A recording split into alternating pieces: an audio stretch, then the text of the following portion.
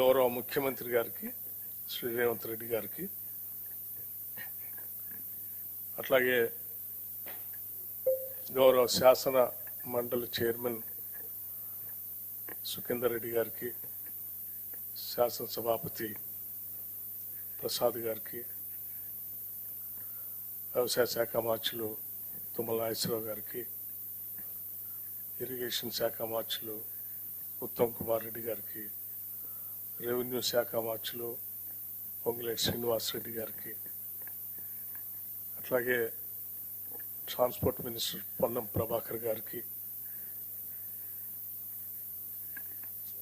IT and industries శాసనసభ వ్యవహారాల మంత్రివర్యులు శ్రీ దుద్దిళ్ల శ్రీధర్ బాబు గారికి, రాష్ట్ర సలహాదారు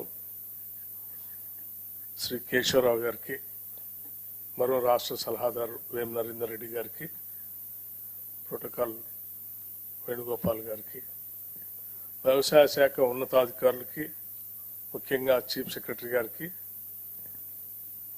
ఆర్థిక శాఖ స్పెషల్ చీఫ్ సెక్రటరీ గారికి, రైతాంగ సోదరులందరికీ, రాష్ట్ర వ్యాప్తంగా కేంద్రాల్లో ఈ కార్యక్రమాన్ని పాలు పంచుకొని పెద్ద పండుగలాగా జరుపుకుంటున్నటువంటి రైతాంగ సోదరులందరికీ నా హృదయపూర్వకమైనటువంటి నమస్కారాలు.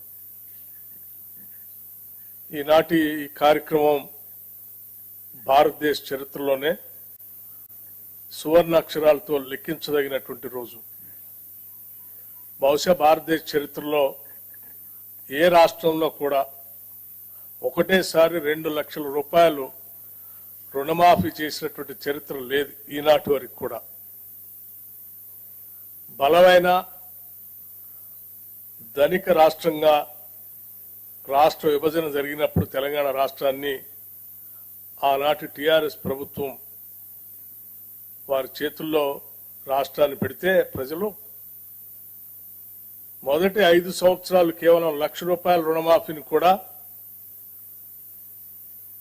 వాయిదాల రూపేణ 4 దఫాలుగా 5 సంవత్సరాలు చేశారు. రెండోసారి వచ్చిన తర్వాత 1 లక్ష రూపాయల రుణమాఫీ అని చెప్పి అధికారంలోకి వచ్చి 5 సంవత్సరాలు కూడా కనీసం ఆ 1 లక్ష రూపాయల రుణమాఫీ కూడా చేయలేకపోయారు.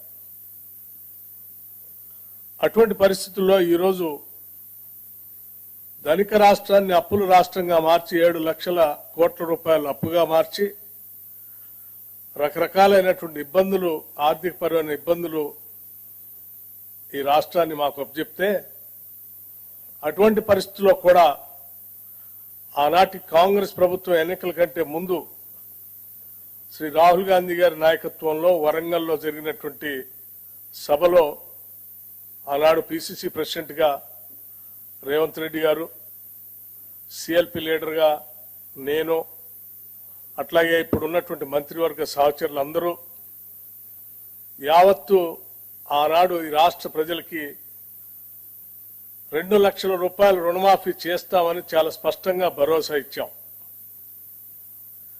ఇచ్చిన మాట ప్రకారం ఈరోజు ఒకటేసారి 31,000 కోట్ల రూపాయలతో రుణమాఫీ చేసేటువంటి కార్యక్రమాన్ని ఈరోజు రాష్ట్ర వ్యాప్తంగా ఒకటేసారి 1 లక్ష రూపాయలు ఒకటేసారి ఈరోజు బ్యాంకులకి దాదాపు 6,000 కోట్ల పైబడి ఒకటేసారి రిలీజ్ చేస్తున్నటువంటి శుభ సందర్భం ఇది. అట్లాగే ఆగస్టు లోపులోనే 15వ తారీఖు కల్లా ఆగస్టు నెలలోనే 2 లక్షల రూపాయల రుణమాఫీ చేస్తామని చెప్పి ఎన్నికల సందర్భంగా రాష్ట్ర ముఖ్యమంత్రి ఒక సవాల్ విసిరారు రేవంత్ రెడ్డి గారు. జనమంతా ఆశ్చర్యపోయారు, ఎందుకు ఈ సవాల్ విసురుతా ఉన్నాడు, 2 లక్షల రూపాయల రుణమాఫీ చేయటం అంటే మామూలు విషయం కాదు, సాధ్యాసాధ్యాలు చూసుకోకుండా ఇబ్బందులు తెచ్చుకునే ప్రక్రియకి ఏమన్నా తెరలేపుతున్నారనేటువంటి భావం కూడా చాలా మంది వ్యక్తపరిచారు. చాలా మంది ఈరోజు ఇప్పుడు ఈ కార్యక్రమం పెట్టి మనం రిలీజ్ చేసేటప్పటికి కూడా ఇంకా ఆశ్చర్యంగానే రాష్ట్ర ప్రభుత్వంకి వెళ్ళి చూస్తా ఉన్నారు, నిజంగానే ఇస్తున్నారా అని. అంత ఆశ్చర్యకరమైనటువంటి ఈ కార్యక్రమాన్ని ఈరోజు చాలా నిబద్ధతతో ధైర్యంగా రూపాయి పోగేసి ఈరోజు మనం ఒకటేసారి ₹1,00,000 రుణమాఫీ చేస్తా ఉన్నాం.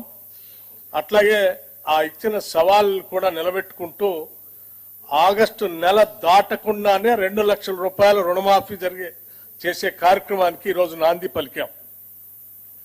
ఇది దేశ చరిత్రలోనే ఒక గొప్ప కార్యక్రమం.